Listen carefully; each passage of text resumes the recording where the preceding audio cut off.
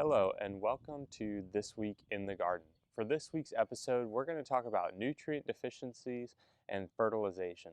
That's the video that y'all voted for last week, and we had 50% of the votes, half of the votes were for this video. So we're excited to be giving y'all a video that you're interested in and that y'all voted for. Now, the first thing that you need to know when we're talking about nutrients and fertilization is the most important time to do it is very early before you've planted your plants or your seeds or your transplants. The best thing to do is get a soil sample done of your garden area, send that in, and that'll tell you what nutrients you need and how to adjust your soil's pH. If you do that, you likely won't have nutrient deficiencies throughout the year, and you also likely won't have to add additional fertilization. But we're going to talk through some different deficiencies you might see, different types of fertilizers that you can use, and what plants might need additional fertilization even if you did put some out earlier in the year. So a little bit about nutrient deficiencies. They're when your plant either doesn't have enough nutrients from the soil or it can't take them up properly. They show themselves as discoloration in the leaves. Usually it's a yellow color, a light green, something like that. Something like phosphorus turns out to be kind of a purple color, and a lot of times is associated with cold weather.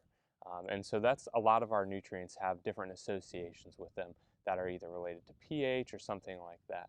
Now, I'm not going to go through each one individually. I've got a link in our article so you can check those out.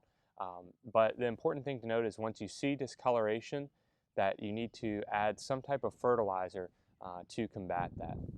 Now, I always recommend to add a liquid fertilizer because it's faster acting than something that's a granular. It's going to start acting pretty quickly after you put it down. You'll want to put those fertilizers near the base of the plants. The roots take up the fertilizer, so that'll be the quickest way to do it. And then you also want to make sure that you're waiting about 2 weeks before you see results. It takes a while for these plants to take up those nutrients and then to start building. So you'll probably notice the changes to the newer leaves, and those older leaves will still kind of look discolored for a while when you have your nutrient deficiencies. But if you do have plants that maybe are a little bit yellow and they don't seem to match our nutrient deficiencies, you can always shoot me an email or give us a call and I'll take a look at it and tell you what I think. Now, when we're talking about fertilizers, there's really two main types that I've already talked about. There's granulars and liquid fertilizer. I always recommend putting out liquid fertilizer only when you're treating nutrient deficiencies, and that's because it's very short-lived. It works really quickly in the soil and around your plants. The granulars, on the other hand, are great when you're putting out fertilizer before you've planted your plants because it's going to last a long amount of time, or if you're going to be putting out fertilizer when you're side dressing your plants. And we'll talk about side dressing next. Side dressing your plants is when you put out additional fertilizers throughout the growing season to give your plants a little bit of boost. A lot of times we'll side dress with nitrogen because it's the main component for growing plants, and some plants that benefit from additional nitrogen are things like corn and your melons. Things like beans don't quite need as much nitrogen as the other plants, and I've got a link again to another article so you can see exactly how much you should put out for each of your vegetable. But in general, you want to put it out right when the flowers are out because that's when the plants are about to put all that energy into producing your vegetables. So side dressing can be an important time to put additional nutrients for your plant. Now, I always recommend, like I said before, is just to put out a little bit so you're not putting out a lot of fertilizer, and you're going to be putting it around the base of the plant, usually as a granular. Now, I'm going to finish this video probably where I should have started, and that's talking about applying fertilizers. You always want to apply it at the ground, like I said before, with your granulars, and then you're going to want to water it into your soil. Now, you want to avoid any big storms that might wash away your fertilizer. You don't want that into our water systems.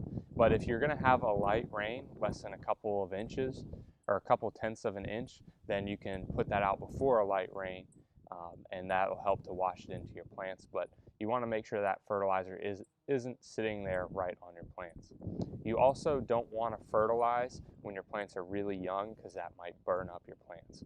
So you're going to want to wait a couple weeks if you missed your initial fertilization. And like I said, if you're side dressing, you want to put out a little bit of nitrogen right around when the plants are blooming. But that's all we have for this week's episode of This Week in the Garden. Next week, we're going to talk about insects in the garden. So if you have any insects in your garden that you've seen, take a picture of them and send them to me, and I'll include them in that video so we can kind of see what we have going on in gardens around the county. But if not, we'll see you next time on This Week in the Garden.